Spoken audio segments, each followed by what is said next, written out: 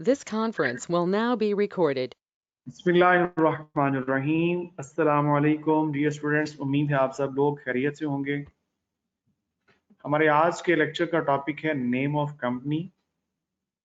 देखिए, जब भी प्रमोटर्स अपनी कंपनी के लिए एक सूटेबल नेम सोच रहे होते हैं तो मुमकिन है कि एक नाम जो उन्होंने अपनी कंपनी के लिए सोचा वो अवेलेबल ही नहीं है, या हो सकता है कि वो कोई नाम ऐसा हो कि जिसकी कानून इजाज़त ही नहीं देता। तो इसीलिए लॉ ने पहले से ही कुछ गाइडलाइंस दे दी हैं कि प्रोमोटर्स जब भी कंपनी का नाम सोच रहे हो तो ये गाइडलाइंस अपने जहन में रखें। ये कुछ प्रोहिबिटेड नेम्स हैं जो लॉ ने हमें बताए कि जनाब ये तो आप रख सकते ही नहीं हैं अपनी कंपनी के लिए। ठीक है, तो प्रोहिबिटेड नेम्स जो लॉ ने हमें बताए हैं, कंपनीज एक्ट ने हमें बताए हैं, उनकी एक लिस्ट है जो अभी हम वन बाय वन करके पढ़ते हैं। लेकिन उससे पहले देखिए, एक स्टेटमेंट लिखी हुई है कि कंपनी किसी भी ऐसे नाम से रजिस्टर्ड नहीं करवाई जा सकती कि जिस नाम में कोई ऐसा वर्ड या एक्सप्रेशन मौजूद हो कि जिसके बारे में कमीशन ने पहले ही नोटिफाई कर दिया हो। एक नोटिफिकेशन के जरिए कमीशन ने पहले ही बता दिया हो कि जी जिस भी नाम के अंदर ये लफ्ज होगा या एक्सप्रेशन होगा वो नाम उस नाम से कंपनी की रजिस्ट्रेशन नहीं करवाई जाएगी। तो जब कमीशन ने बता दिया तो इसका मतलब है फिर उस नाम से कंपनी की रजिस्ट्रेशन नहीं करवाई जा सकेगी। एक बात। दूसरी बात यह है, या फिर रजिस्ट्रार की ओपिनियन में अगर वो नाम जो प्रमोटर्स ने सजेस्ट किया था और रजिस्ट्रार के सामने पेश किया था उस नाम से कंपनी को रजिस्टर्ड करवाने के लिए, अगर रजिस्ट्रार की ओपिनियन में वो नाम ऐसा है, इन 6 पॉइंट्स में से कोई भी पॉइंट अगर कोई एक पॉइंट एग्जिस्ट करता है तो इस सूरत में भी वो प्रोहिबिटेड नेम तस्वुर किया जाएगा। उस नाम से, उस नाम के साथ उस कंपनी की रजिस्ट्रेशन अलाउड नहीं होगी।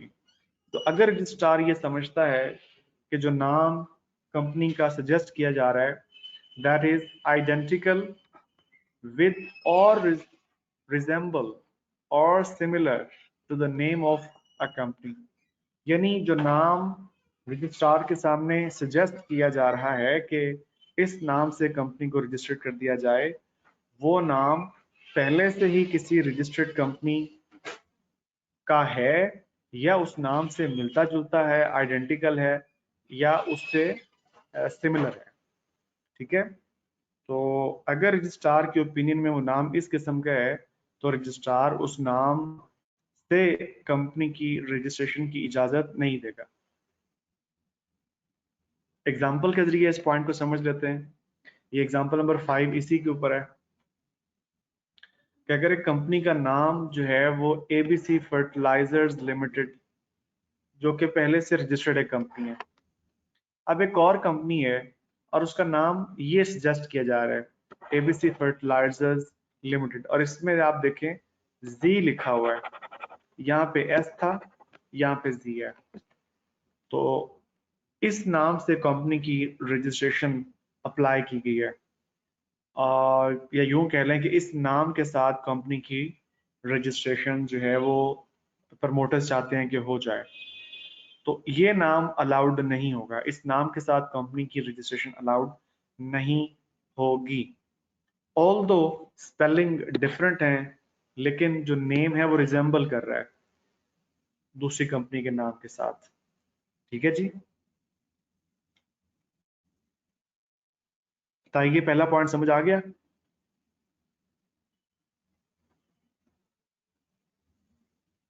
अच्छा, दूसरा पॉइंट है इनअप्रोप्रिएट।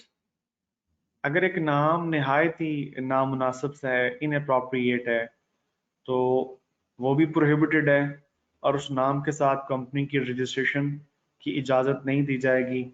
और इनअप्रोप्रिएट की एग्जांपल ये दी गई है कि एक प्रपोज कंपनी है जिसका कि नाम ये सजेस्ट किया जा रहा है स्प्रेड वायलेंस प्राइवेट लिमिटेड, अब देखिए इंतहाई बेतुका सा नाम है, इंतहाई नामुनासिब सा नाम है, स्प्रेड वायलेंस। तो इस नाम से भी कंपनी की रजिस्ट्रेशन नहीं हो सकेगी। जी आ गया समझ दूसरा पॉइंट भी? या वो नाम अनडिजायरेबल है या डिसेप्टिव है। डिसेप्टिव मतलब धोखा, डिसीविंग। उस नाम को पढ़ के लोग जो है वो धोखे में आ जाएंगे। जैसे कि ये एग्जांपल 7 इसके ऊपर है कि a proposed business trading in industrial machinery may not be allowed name industry bank limited।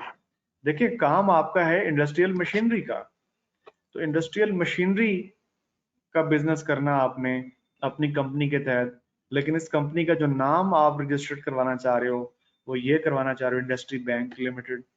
अब जो भी इस नाम को पढ़ेगा उसके जहन में सबसे पहला तासुर तो यही आएगा ना कि ये तो बैंक है, तो लोग डिसीव होंगे। ठीक है, तो इसलिए इस तरह के नाम की भी इजाजत नहीं दी जाएगी।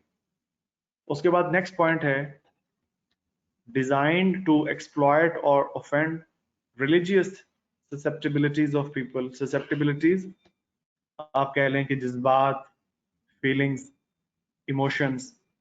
तो अगर एक कंपनी का ऐसा नाम सजेस्ट की जा रहा है कि जिस नाम को पढ़कर सुनकर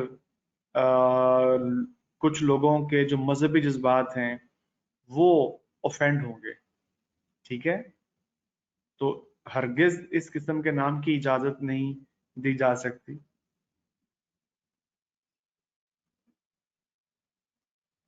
या फिर नेक्स्ट पॉइंट है any other ground as may be specified. अब इन 5 ग्राउंड्स के अलावा कोई और भी अगर ग्राउंड प्रोवाइड कर दी जाती है, फॉर एग्जांपल कमीशन की जानिब से, और कमीशन कहता है कि जी अगर कंपनी के नाम में कोई ऐसा लफ्ज हुआ तो उस नाम से कंपनी की रजिस्ट्रेशन नहीं करवाई जा सकेगी, तो फिर उस नाम से भी कंपनी की रजिस्ट्रेशन नहीं हो सकेगी। तो ये तो हो गए प्रोहिबिटेड नेम्स। ठीक है, आगे चलते हैं names requiring prior approval of SCCP. अब जो टॉपिक हम पढ़ने लगे हैं ये है कि जो ए से लेके एफ तक जो हम पॉइंट्स पढ़ने लगे, इनमें से कोई नाम आप रख तो सकते हैं कंपनी का, लेकिन उसके लिए कमीशन से प्रायर अप्रूवल चाहिए होगी इन राइटिंग। अगर कमीशन उस नाम की इजाजत दे दे, अप्रूवल दे दे, तो ठीक है, उस नाम के साथ कंपनी की रजिस्ट्रेशन रजिस्ट्रार से जाके करवाई जा सकती है। लेकिन अगर कमीशन अप्रूव नहीं करता तो फिर उस नाम के साथ उस कंपनी की रजिस्ट्रेशन नहीं करवाई जा सकेगी। तो अब देखते हैं कि ये कौन से वो ऐसे पॉइंट्स हैं कि जिनके लिए कमीशन से पहले तहरीरी अप्रूवल लेना होगी। तो उसमें सबसे पहला पॉइंट, बल्कि ये स्टेटमेंट देख लें, prior approval in writing of the commission shall be required if the proposed name contains any words suggesting। वो नाम जो प्रपोज किया गया है कंपनी के लिए, अगर उस नाम को पढ़कर या सुनकर ये तासुर मिले, ये इंप्रेशन मिले। अब पॉइंट ए पे आते हैं। अगर उस कंपनी के नाम को पढ़कर या सुनकर ये तासुर, ये इंप्रेशन मिले कि जनाब शायद ये जो कंपनी है ये एक हेड ऑफ स्टेट की पैटर्नेज में कायम की गई है और रन की जा रही है। पैटर्नेज का मतलब है सरपरस्ती, सुपरविजन, और हेड ऑफ स्टेट का मतलब होता है मुल्क का सरबराह, रियासत का सरबराह। तो अगर प्रमोटर्स लोग अपनी कंपनी का नाम जो प्रपोज कर रहे हैं वो ऐसा है कि उस नाम से ये इंप्रेशन मिलेगा लोगों को, आम आवाम को, कि शायद ये कंपनी एक हेड ऑफ स्टेट की सरपरस्ती में है, या वो हेड ऑफ स्टेट इस कंपनी का मालिक है, या वो इसको सुपरवाइज कर रहा है। कौन सा हेड ऑफ स्टेट? कोई पाकिस्तानी हेड ऑफ स्टेट या किसी फॉरेन कंट्री का हेड ऑफ स्टेट, चाहे वो हेड ऑफ स्टेट मौजूदा हो चाहे पास्ट में वो गुजर चुका हो। तो हेड ऑफ स्टेट के वर्ड में बार बार बोल रहा हूँ और इसका मतलब भी आपको बताया है, मुल्क का, रियासत का सरबराह। अब मैं एग्जांपल्स के जरिए ये बात आपको समझाता हूँ। जैसे हमारे पाकिस्तान में जो हेड ऑफ स्टेट है वो सदर होता है, प्रेसिडेंट। और हेड ऑफ स्टेट और हेड ऑफ गवर्नमेंट ये दो मुख्तलिफ हैं। हेड ऑफ गवर्नमेंट जैसे हमारे पाकिस्तान में प्राइम मिनिस्टर है, वजीर आजम, ठीक है। नहीं जी, ये जो एग्जांपल आपने दी है ये गलत है, यही तो मैं वजाहत कर रहा हूँ कि हमारे पाकिस्तान के अंदर जो हेड ऑफ गवर्नमेंट होता है वो होता है प्राइम मिनिस्टर, वजीर आजम। और जो हेड ऑफ स्टेट है वो होता है सदर, प्रेसिडेंट। तो इस वक्त आप यहाँ देखें अल्फाज कौन से लिखे हुए हैं, हेड ऑफ गवर्नमेंट के अल्फाज नहीं लिखे हुए, हेड ऑफ स्टेट के वर्ड्स लिखे हुए, सदर। तो पाकिस्तान में हेड ऑफ स्टेट सदर होता है। तो मिसाल के तौर पे अगर किसी कंपनी के प्रमोटर्स जो अपनी कंपनी रजिस्टर्ड करवाना चाहते हैं और उन्होंने एक नाम प्रपोज किया है और उस नाम से ये इंप्रेशन आएगा कि शायद ये कंपनी पाकिस्तानी सदर ममलकत की पैटर्नेज में, सरपरस्ती में चल रही है, चाहे वो सदर ममलकत मौजूदा हैं या माजी में जितने भी प्रेसिडेंट्स गुजर चुके हैं, ठीक है।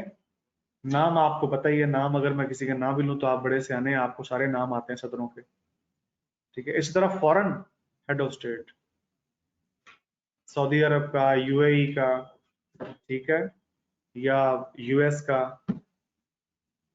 कई मारूफ हेड्स ऑफ स्टेट गुजरे हैं, आप नाम जानते हैं। तो चाहे वो पहले गुजर चुके हैं या चाहे अभी अगर कोई मौजूदा हेड ऑफ स्टेट है, तो अगर प्रमोटर्स अपनी कंपनी के लिए कोई ऐसा नाम सजेस्ट कर रहे हैं कि जिस नाम से ये तासुर मिले कि जी ये तो कंपनी किसी फॉरेन हेड ऑफ स्टेट की सरपरस्ती में चल रही है, चाहे वो मौजूदा हो चाहे साबका हो। अच्छा, अगर फॉरेन हेड ऑफ स्टेट की बात करें तो फॉरेन कंट्रीज में हेड ऑफ स्टेट जो हैं वो प्रेसिडेंट भी होते हैं और किंग भी हो सकते हैं। किंग, जिन मुल्कों में किंगशिप है, बादशाह है, वहां पे फिर जो बादशाह है वो हेड ऑफ स्टेट होता है। फॉर एग्जाम्पल आपको पता ही है, हमारे हमसाए में ही ममालिक हैं, सऊदी अरेबिया इसकी मिसाल है, यूएई है, कतर है, ठीक है। इस तरह क्वीन भी होती है हेड ऑफ स्टेट, मलिका, इंग्लैंड इसकी मिसाल है। तो अब जरा बता दें, ये पूरा पॉइंट समझ आ गया आप लोगों को? कुछ ज्यादा ही तफसील से बता दिया आप लोगों को, बता दें जी जल्दी से। अच्छा, आगे चले। Any connection with the federal government और प्रोविंशियल गवर्नमेंट और एनी डिपार्टमेंट और अथॉरिटी और statutory body of any such government. मतलब क्या है ये जरा समझ लें आप। प्रमोटर्स ने अपनी कंपनी के लिए जो नाम सजेस्ट किया, उस नाम से ये तासुर मिलेगा, ये इंप्रेशन मिलेगा कि शायद इस कंपनी का जो कनेक्शन है, ताल्लुक है, वो फेडरल गवर्नमेंट ऑफ पाकिस्तान के साथ है, या शायद किसी प्रोविंशियल गवर्नमेंट के साथ इस कंपनी का ताल्लुक है, या शायद प्रोविंशियल गवर्नमेंट या फेडरल गवर्नमेंट के किसी डिपार्टमेंट या अथॉरिटी के साथ उसका ताल्लुक है, या किसी स्टैट्यूटरी बॉडी के साथ उसका ताल्लुक है। स्टैट्यूटरी बॉडी के अल्फाज पहले ही मैं आपको बता चुका हूँ, तो ऐसी बॉडी जिसका क्याम किसी कानून के तहत अमल में लाया गया। अब इस पॉइंट को दोबारा सुन लें आप। प्रोमोटर्स ने जो नाम सजेस्ट किया है अपनी कंपनी के लिए, वो नाम इस तरह का है कि उस नाम से ये इंप्रेशन मिलेगा, ये तासुर मिलेगा कि शायद ये कंपनी फेडरल गवर्नमेंट के साथ कनेक्टेड है या उसकी सरपरस्ती में काम कर रही है, या प्रोविंशियल गवर्नमेंट के साथ शायद इस कंपनी का ताल्लुक है, या इनमें से किसी भी हुकूमत के किसी महकमे के साथ उस कंपनी का ताल्लुक है, ठीक है। तो अगर वो नाम इस किस्म का है तो भी कमीशन से आप प्रायर अप्रूवल ले लें। तो जब तक कमीशन प्रायर अप्रूवल दे नहीं देता, उस नाम के साथ आप अपनी कंपनी को रजिस्टर्ड नहीं करवा सकते। अब इसकी एग्जांपल ये लिखी हुई है, एग्जांपल नंबर 8। जैसे कि एक प्रपोज्ड कंपनी है रनिंग बस transport services with the name Pakistan बस ट्रांसपोर्ट अथॉरिटी लिमिटेड। अब आप चेक करें इस नाम के अंदर ये लफ्ज आया हुआ अथॉरिटी, और आमतौर पे ये जो वर्ड अथॉरिटी है ये उन कंपनीज के नामों में आता है कि जो हुकूमत की कंपनीज होती हैं। आपने सुना हुआ होगा Punjab revenue authority, Punjab revenue authority, food authority, सुना हुआ food authority, Lahore development authority LDA, CDA capital development authority. तो ये जो वर्ड है ये हुकूमत के जो इदारे होते हैं उनके नामों में इस्तेमाल होता है। तो अगर ये जो प्रपोज कंपनी है इसके नाम में ये लफ्ज मौजूद होगा तो सब लोगों के जहनों में क्या इंप्रेशन जाएगा कि शायद ये जो बस ट्रांसपोर्ट कंपनी है ये हुकूमती कंपनी है। जी बताएं, समझ आ गया जी?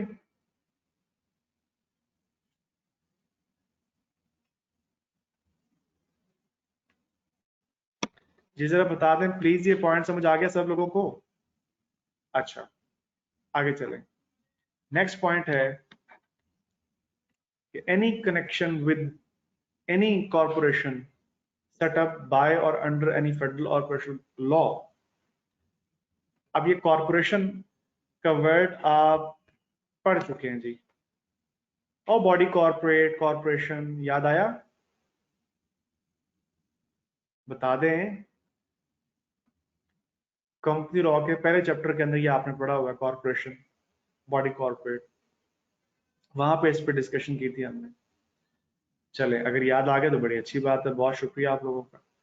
कहते हैं अगर एक कंपनी जो कि अभी रजिस्टर्ड करवाई जानी है, अब उसका नाम ऐसा प्रपोज किया जा रहा है, सजेस्ट किया जा रहा है कि जिस नाम को पढ़कर या सुनकर ये इंप्रेशन मिलेगा, ये तासुर मिलेगा कि शायद इस कंपनी का जो कनेक्शन है, इसका जो ताल्लुक है वो किसी ऐसी कॉरपोरेशन के साथ है कि जो कॉरपोरेशन फेडरल लॉ या प्रोविंशियल लॉ के तहत कायम की गई है। ठीक है, मिसाल जैसे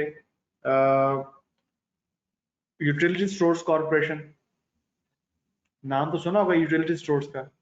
अब इसका पूरा नाम है यूटिलिटी स्टोर्स कॉरपोरेशन। अच्छा, एक PTV है, पाकिस्तान टेलीविजन कॉरपोरेशन। हम आमतौर पे यही सुनते हैं PTV, पाकिस्तान टेलीविजन, लेकिन उसका जो कंप्लीट नेम है वो है पाकिस्तान टेलीविजन कॉरपोरेशन। ठीक है, तो अगर मिसाल के तौर पे कुछ अफराद जो अपनी कंपनी बनाना चाह रहे हैं, उन्होंने अपनी कंपनी का जो नाम तजवीज किया, सजेस्ट किया, वो है PTV प्राइवेट लिमिटेड, तो सबसे पहले भला क्या इंप्रेशन आएगा लोगों के जहनों में इस नाम को पढ़कर कि शायद इसका ताल्लुक उस PTV के साथ है जो गवर्नमेंट की कॉरपोरेशन है। इसके बाद नेक्स्ट पॉइंट है the patronage of or any connection with any foreign government or any international organization। Promoters अपनी कंपनी के लिए जो नाम सजेस्ट कर रहे हैं उस नाम से ये इंप्रेशन मिलेगा, उस नाम से ये तासुर मिलेगा कि शायद ये कंपनी किसी फॉरेन गवर्नमेंट से इसका कनेक्शन है या उसकी सरपरस्ती में काम कर रही है, या ये तासुर मिलेगा उस कंपनी के प्रपोज्ड नेम को पढ़कर ये सुनकर कि शायद इस कंपनी का ताल्लुक किसी इंटरनेशनल ऑर्गेनाइजेशन से है या ये कंपनी उसकी पैटर्नेज में काम कर रही है। तो भाईजान ऐसा भी अगर नाम है तो कमीशन से आप प्रायर अप्रूवल ले लें। अगर कमीशन अप्रूव कर दे तो जी बिस्मिल्लाह, फिर उस नाम के साथ जाके आप कंपनी को रजिस्टर्ड करवा सकते हैं रजिस्ट्रार से। और समझ आई? जैसे एग्जांपल देता हूं, इंटरनेशनल ऑर्गेनाइजेशन जैसे USA, क्या उसे कहते हैं, यूएनओ एक इंटरनेशनल ऑर्गेनाइजेशन है, यूएनओ यूनाइटेड नेशंस ऑर्गेनाइजेशन। अब यहाँ पाकिस्तान में अगर कंपनी के प्रमोटर्स अपनी कंपनी के लिए ये नाम प्रपोज कर रहे हैं कि हम अपनी कंपनी का नाम रखते हैं यूएनओ प्राइवेट लिमिटेड, तो ये प्रपोज नेम है, तो जाहिर सी बात है जो भी इस नाम को सुनेगा पढ़ेगा तो सबसे पहला इंप्रेशन ज़हन में क्या आएगा कि शायद ये जो कंपनी है ये वो जो इंटरनेशनल ऑर्गेनाइजेशन है यूएन यूनाइटेड नेशंस ऑर्गेनाइजेशन, शायद इस कंपनी का उससे ताल्लुक है, शायद ये कंपनी उसके सुपरविजन में अंडर सुपरविजन काम कर रही है। तो ये इंप्रेशन जाएगा लोगों के जहनों में, ठीक है। अब ये प्रोहिबिटेड नेम नहीं है, प्रोहिबिटेड नहीं है, मना नहीं है, ये रिस्ट्रिक्टेड है। जितने भी ये पढ़ रहे हैं आप, क्या मतलब, आप कमीशन के पास चले जाएं, अगर कमीशन आपको अप्रूवल दे देता है, जी बिस्मिल्लाह, आप इस नाम के साथ कंपनी को रजिस्टर्ड करवा सकते हैं। जी समझ आ गई जी। पैटर्नेज का मतलब बता चुका हूं यार पहले ही मैं, ये देखें जब ये पॉइंट शुरू किया था तो यहाँ पे मतलब बताया था, पैटर्नेज सरप्रस्ती, सुपरविजन, ठीक है, याद आ गया, ओके। तो ये है जी, अगर आपको समझ आ गए 4 पॉइंट मुकम्मल तौर पे तो फिर आगे चलें। ये वो है कि इनमें से कोई भी नाम आपने रखना है इन पॉइंट्स में से, तो आपको कमीशन की प्रायर अप्रूवल चाहिए रिटर्न फॉर्म के अंदर, तो फिर जाके आप रजिस्ट्रार से रजिस्टर्ड करवा सकते हैं वो नाम। इसके बाद नेक्स्ट पॉइंट है इस्टेब्लिशिंग अ मुदारबा मैनेजमेंट कंपनी और टू फ्लोट मुदारबाज। अब ये जो मुदारबा है ना, ये एक इस्लामिक इकोनॉमी की टर्मिनोलॉजी है, इस्लामिक इकोनॉमी की ये एक इस्तिलाह है।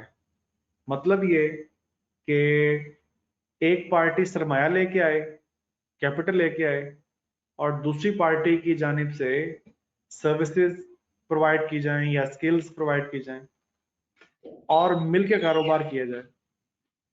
तो कारोबार करने के इस अंदाज को कहते हैं मुदारबा, ठीक है। तो हमारे यहाँ मुदारबा मैनेजमेंट कंपनीज रजिस्टर्ड होती हैं, तो उसके लिए भी इसी चैनल से आपको जाना पड़ेगा, कमीशन से अप्रूवल लेनी पड़ेगी पहले। और लास्ट पॉइंट है कि या फिर कोई भी ऐसा बिजनेस के जिसके लिए कमीशन से कोई लाइसेंस रिक्वायर हो, कोई भी ऐसा कारोबार जिसके लिए कमीशन से लाइसेंस रिक्वायर हो, तो उसके लिए भी पहले आपको कमीशन के पास जाना होगा लाइसेंस लेने के लिए। अगर कमीशन लाइसेंस दे दे तो फिर आप जाएंगे रजिस्ट्रार के पास उस बिजनेस की रजिस्ट्रेशन के लिए एज अ कंपनी। जी जरा बता दीजिए, पॉइंट सारे समझ आ गए आप लोगों को?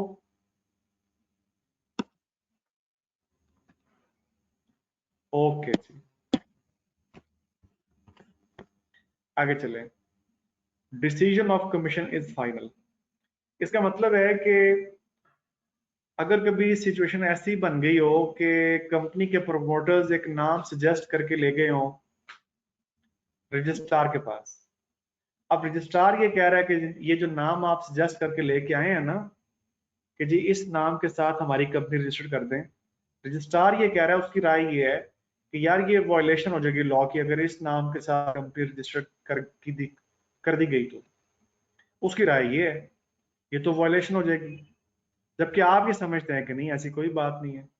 तो कानून कहता है कि अगर रजिस्ट्रार की राय में वॉयलेशन हो रही है लॉ की और आप उसकी राय से मुत्तफिक नहीं है, तो फिर आप ऐसे करें, आप कमीशन के पास चले जाएं, ठीक है। तो इस सूरत में कमीशन का डिसीजन जो है वो फिर फाइनल होगा, कमीशन का जो फैसला होगा वो हतमी होगा। ओके हो गया जी, बताएं बात समझ आ गई? इसके बाद रिजर्वेशन ऑफ नेम। अच्छा, ऐसा भी हो सकता है कि जो प्रमोटर्स हैं वो आपस में मुशावरत कर रहे हैं, कंपनी का नाम सोचने के दौरान एक नाम सजेस्ट किया गया, कुछ लोगों को पसंद आ गया, कुछ लोगों को पसंद नहीं आया प्रमोटर्स में से। तो ऐसा ना हो कि आप लोग नाम सोचते रहें, तो यही नाम जो सोचा गया था अच्छा भी था, एन मुमकिन है कि यही नाम कोई और पार्टी आके रजिस्ट्रार से अप्रूव करवा के ले भी गई है, उन्होंने अपनी कंपनी को रजिस्टर्ड करवा लिया उस नाम से। ठीक है, तो इस सूरत में लॉ की एक प्रोविजन है कि अगर इस तरह का कोई सीन है, कोई नाम आपको पसंद है, तो आप ऐसे करें, रजिस्ट्रार के पास चले जाएं, एप्लीकेशन दें, ये नाम आप रिजर्व करवा लें और उसके बाद फिर अपनी सोच विचार का अमल आप शुरू कर दें। तो एप्लीकेशन देके नेम रिजर्व करवाया जा सकता है। तो अगर नेम रिजर्व हो जाए तो ये जो रिजर्व नेम है ये 60 डेज तक के लिए फिर अवेलेबल रहेगा। तो ज्यादा से ज्यादा 60 दिन तक के पीरियड के लिए नेम रिजर्व करवाया जा सकता है। मतलब ये है कि इन 60 दिनों में अगर कोई और पार्टी आती है, इसी नाम से अपनी कंपनी को रजिस्टर करवाना चाहती है, तो रजिस्ट्रेशन नहीं हो सकती क्योंकि ये नेम रिजर्व है। ठीक हो गया। अब होगा ये कि या तो 60 दिनों के अंदर अंदर कंपनी के जिन प्रमोटर्स ने ये नाम रिजर्व करवाया था वही दोबारा आ जाए और कहें जी ओके जी ठीक है जी हमें यही मंजूर है, इसी नाम से कंपनी को रजिस्टर्ड करवा दें। तो चूंकि इन्होंने ही रिजर्व करवाया था तो यही लोग फिर इसी नाम से कंपनी को रजिस्टर्ड करवा सकते हैं। ठीक है, वरना अगर 60 दिन गुजर गए तो ये रिजर्वेशन खत्म हो जाएगी। अब इसका मतलब है यही नाम कोई और आके रजिस्टर करवाना चाहे अपनी कंपनी के लिए तो करवा सकते हैं। समझ गया जी? ये पॉइंट समझ आ गया? अच्छा, इसके बाद है कि अगर किसी कंपनी के प्रमोटर्स ने रजिस्ट्रार के पास जाके एक नाम रिजर्व करवा लिया था, अब नाम वो रिजर्व है और बाद में पता चला कि ये जो नाम रिजर्व करवाया गया था ये तो इनकरेक्ट इंफॉर्मेशन या फॉल्स इंफॉर्मेशन मुहैया करके रजिस्ट्रार को ये नाम रिजर्व करवाया गया था, तो फिर ये जो रिजर्वेशन है नेम की ये फिर कैंसिल हो जाएगी। और अगर फर्ज करें इस नाम के साथ कंपनी इनकॉर्पोरेट हो भी गई, रजिस्टर्ड हो भी गई, तो इस कंपनी को फिर डायरेक्शन दी जाएगी रजिस्ट्रार की तरफ से कि आगे अपना नाम चेंज करवाएंगे। और जिस पर्सन ने ये नेम रिजर्वेशन की एप्लीकेशन दी थी वो person shall be liable to a penalty. Okay हो गया?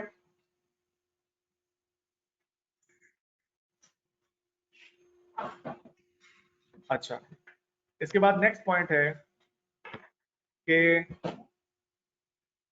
अगर कंपनी के प्रमोटर्स ने रजिस्ट्रार को एक नाम अप्लाई किया था कि हमारी कंपनी को इस नाम से रजिस्टर कर दें, लेकिन रजिस्ट्रार ने वो दरख्वास्त रिफ्यूज कर दी, उस नाम के साथ कंपनी को रजिस्टर नहीं किया, तो अब जो एग्रीव्ड पर्सन है ये फिर रजिस्ट्रार के फैसले के खिलाफ अपील दायर कर सकता है कमीशन के सामने 30 डेज के अंदर अंदर। So within 30 days of the order of appeal of the order of refusal by registrar, तो रजिस्ट्रार के ऑर्डर ऑफ रिफ्यूजल के बाद 30 दिन के अंदर अंदर कमीशन के सामने अपील दायर की जा सकती है। Prefer an appeal to the commission. ठीक है, और कमीशन ने फिर जो फैसला कर देना है, कमीशन का इस सिलसिले में जो फैसला ऑर्डर होगा वो फिर फाइनल होगा और कमीशन के उस ऑर्डर को किसी भी अदालत में या किसी भी अथॉरिटी में चैलेंज नहीं किया जा सकता। ये लफ्ज बिफोर का मतलब से पहले ये नहीं है, इसका मतलब पहले, यानी केस थामने इसका मतलब है। An order of the commission shall be final, commission का फैसला फाइनल होगा, and shall not be called in question, और उस फैसले को चैलेंज नहीं किया जा सकेगा बिफोर एनी कोर्ट, किसी भी कोर्ट के सामने, किसी भी कोर्ट में या किसी भी अदर अथॉरिटी के सामने कमीशन का वो फैसला चैलेंज नहीं किया जा सकेगा। जी बताएं, बात समझ आ गई है बच्चों? ओके,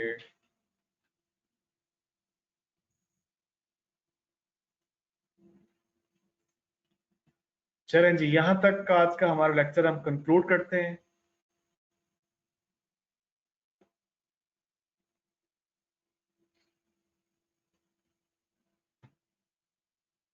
कोई सवाल हो तो प्लीज कर लीजिए।